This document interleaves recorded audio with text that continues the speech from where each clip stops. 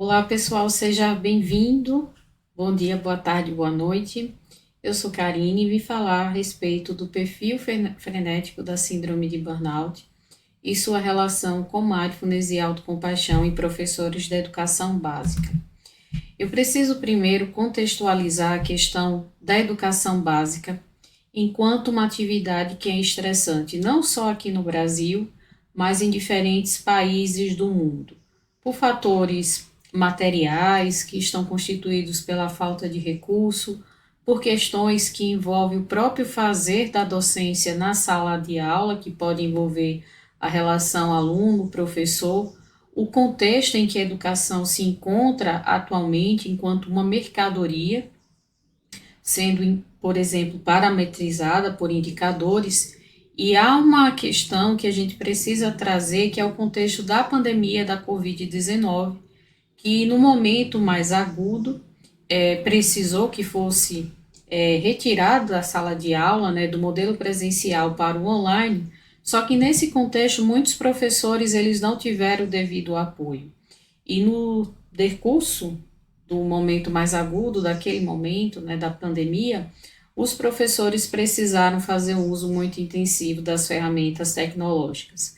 Para que vocês entendam como houve uma cronificação do estresse e o surgimento, né, e o acentuamento também da síndrome de burnout, uma pesquisa do Instituto de Saúde e Sociedade da Unifesp apontou que 32,75% dos professores apresentam sintomas da síndrome de burnout.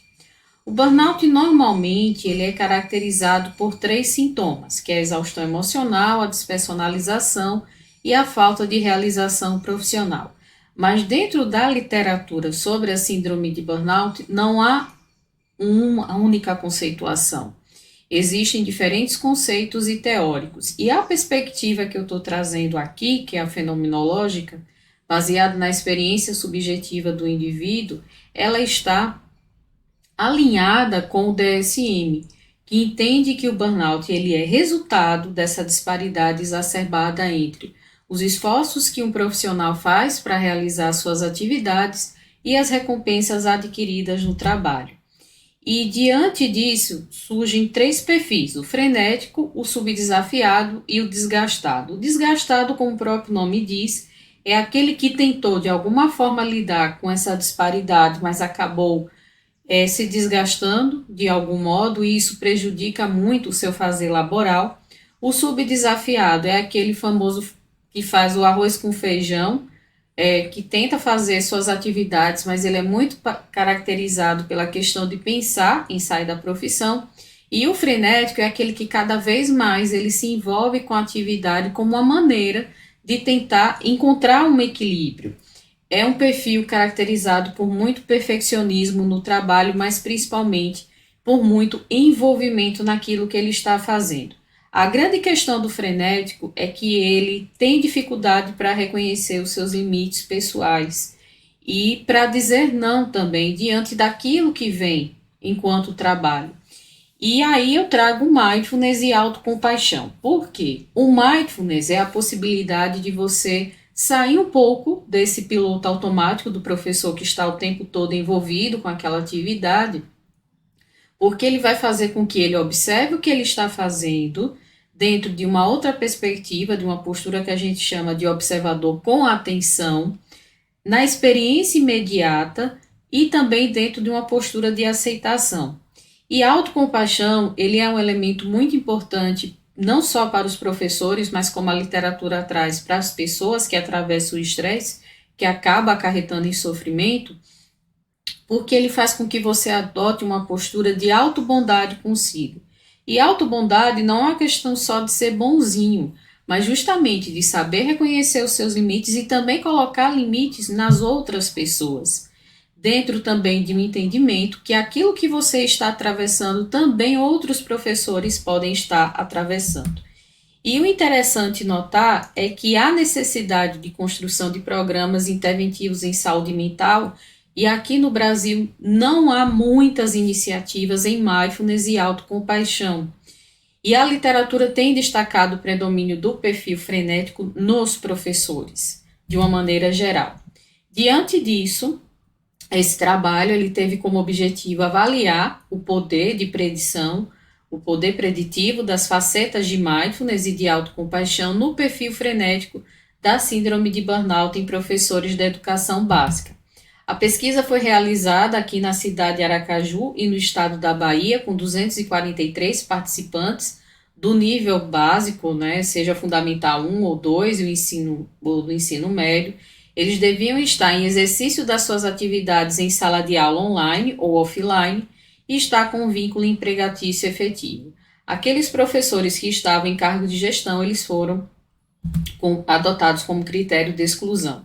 A pesquisa ela teve o aval do Departamento de Educação de Aracaju e da Secretaria de Estado de Educação da Bahia. Foi realizada uma parte em novembro de 2021, mas a maior parte foi em fevereiro a maio de 2022 em 33 instituições de ensino. Boa parte da pesquisa ela foi transcorrida presencialmente e foi uma pesquisa que teve autorização pelo Comitê de Ética aqui da universidade.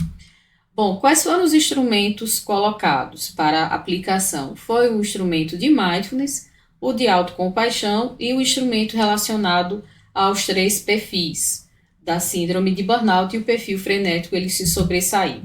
E o que a gente fez enquanto análise com os dados recolhidos? Primeiro a gente foi tratar os dados, avaliar a normalidade, depois de tratados, eles foram analisados no programa JASP por meio de uma regressão linear múltipla, utilizando o método Forward.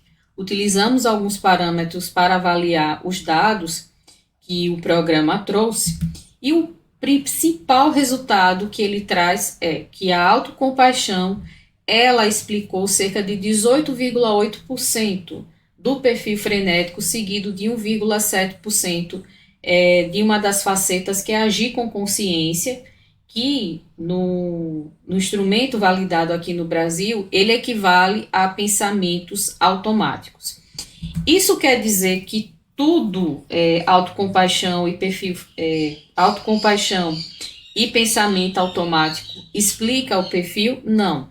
É apenas 20%, ou seja, 80% possivelmente existem variáveis psicológicas e mesmo de contexto de trabalho que faz com que esses professores eles adentrem nesse perfil.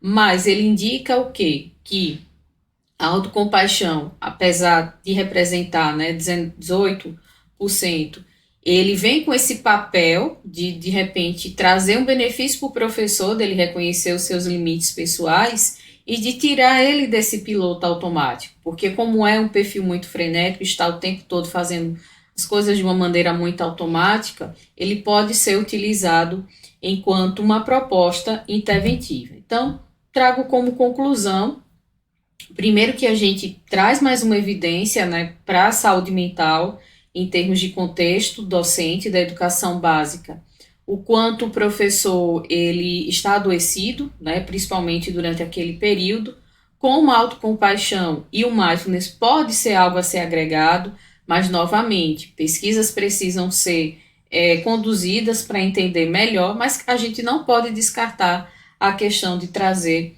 a autocompaixão e o mindfulness como atividades para esses professores. Agradeço pela atenção, deixo aqui minhas redes sociais e meu contato, as referências. Obrigada.